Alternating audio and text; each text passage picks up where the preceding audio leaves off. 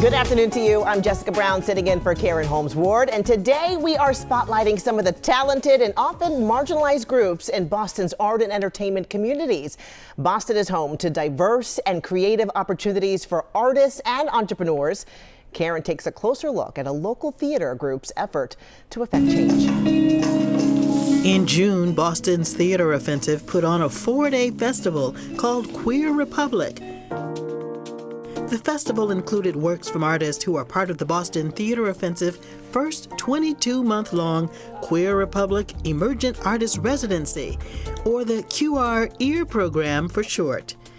This festival's purpose is to foster safe spaces for artists of color and those who are part of the LGBTQIA+ community as well. Annalise River Guidry, known as River, is one of the featured artists taking part in the residency. Their piece, Theater of Union, is a collaborative, interactive theater experience. The idea first came to River when they were in college in Vermont in 2018. Being an artist has always been their calling. I got into the arts at a super young age. It was always my destiny to be an artist. And my mom was like the #1 supporter in that and getting me into all the classes that I wanted to be a part of and finding resources when we didn't have any resources. Born in New Orleans, River relocated to Massachusetts as a child after Hurricane Katrina. River cultivates their passion for theater and self-expression into something much bigger than themselves. The Queer Republic Festival in its entirety is a glimpse of what a liberated future can look like. And with Theater of Union specifically, I created this work to liberate us all with love and loving practice. And when I say us all, I mean like humans and non-humans and also like our ancestors too. Cheyenne Wizard Jones is another artist from the Queer Republic Emergent Artist Residency. Her piece, The Messenger, is a journey of the history of Black Indigenous storytelling. She shares some advice for the younger generation of artists. Advice just feels like more just do it, and I say that very candidly in the ways that this is my first story, my first playwright production with the Theater Offensive, with a larger theater organization, and it really came from just wanting to tell a story and applying for this residency. And so, you know, sometimes I think artists, we think we have to have this full portfolio or body of work before we can do something. Performer Victoria Lynn Awkward choreographed a liberating dance that features silks to help visually conceptualize her piece called In the Space Between. Victoria spoke about the ways people can support queer artists and performers. There are many ways. I'd like to say there's like the immediate support. That might be mutual aid if you see people asking for funds for medical support, things that sometimes these marginalized folks don't have access to. And then other ways are like culturally showing up to our shows. Are you showing up in a way that asks and brings in love and respect? In the midst of a tumultuous social and political time in this country, the artists are hoping audiences find ways to make their communities more welcoming. Festival director Des Bennett and Giselle Bird, executive director of the Boston Theater Offensive, believe in art's ability to ignite change. The festival to me is a gift and a guide to audience members on what it means to be in loving community, not only with each other, with the land, with ourselves, with our spirits. And we offer you a guidebook on like how to do that as an audience member experientially and then take that out into your own communities. I think that we are becoming very unsafe, very unstable for queer and trans folks, especially those of color who often fall victim to the long-standing epidemic of violence that none of us subscribe to. And so that means pouring in community resources and mutual aid to ensure that can happen. Boston is so known for, finance and healthcare and stuff like that, but there's so many talented people. Like, a lot of actors come from Boston, artists and stuff like that. So I knew that it was here, and I just wanted to create a space where I could bring that out. Olivia Ladon and Nicole Saliba are two women entrepreneurs located in Alston. Olivia started her modeling and talent agency business called Mad Talent Management back in 2022. She is not only the owner, but a photographer as well.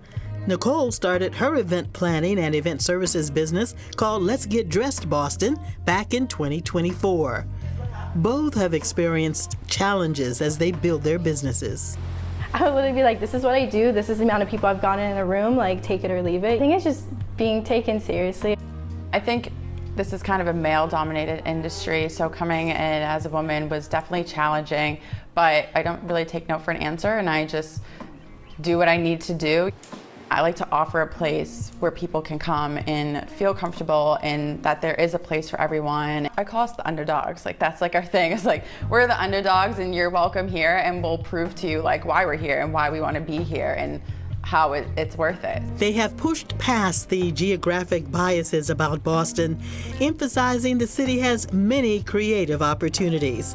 Both Nicole and Olivia feel confident in their abilities to continue to pursue their dreams in the place they grew up. I think there is an industry here. People just need to talk about it more, and we were kind of here to bring that awareness. I've met so many different creatives around the city. They're everywhere. We just kind of have to build a community here. There is definitely a crowd in Boston for sure.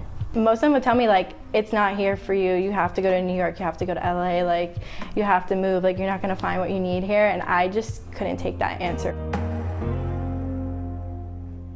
Couldn't take that answer. I love to see it. This summer, the Boston LGBTQ+ Museum of Art, History, and Culture is presenting a new exhibit called Keene the Void. Joining us now is Rajayla Furman, the curator in residence for the museum. Thank you so much for being with us. Thank you so much for having me. Yeah, we're excited to talk about this because we know a queer Haitian artist known as Keene is working in black and white in this exhibit. Talk about this exhibit, the significance of that as well. Yeah, this is Keene's second ever solo exhibition, so to me it's a big deal, and he's made this huge departure from color. So like you said, he's working only with black and white, and this is like his exploration of making a name for himself and forming a full collection of works. And yeah, we're showing some glimpses here of some of this beautiful work.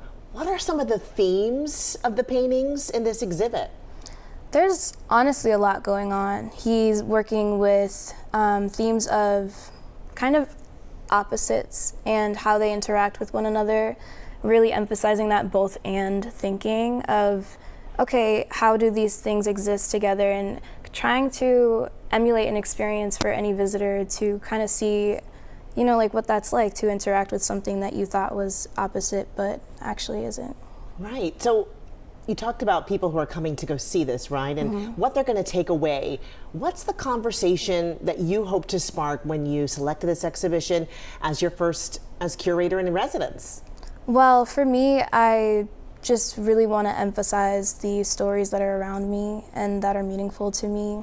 And Keene is also my cousin, so we're family, and I know what it was like for him to sort of embrace his identity in its fullness, because it was very similar for me as, you know, first generation Haitian American artist in the family. So I just really hope that people come in and are able to appreciate his work for all that it is, and also see themselves in it and really question it, you know, have a relationship to it. That's what I want with it, yeah. You can hear the pride, right, when you're talking about your cousin, this artist. Curious, why did Keene call this exhibit The Void? Yeah, so I mean, that was something that was really interesting. We were going back and forth about the title a lot. We just couldn't really put a title to it. It's so hard to put language to something that to both of us is so profound and intricate and, you know, expansive. But he one day was like, what about The Void? And we thought about it, we went back and forth, and we were like, actually, yeah, because it's kind of this space of ambiguity, and wondering what a void even is was kind of what got us to be like, yeah, this should be the title, because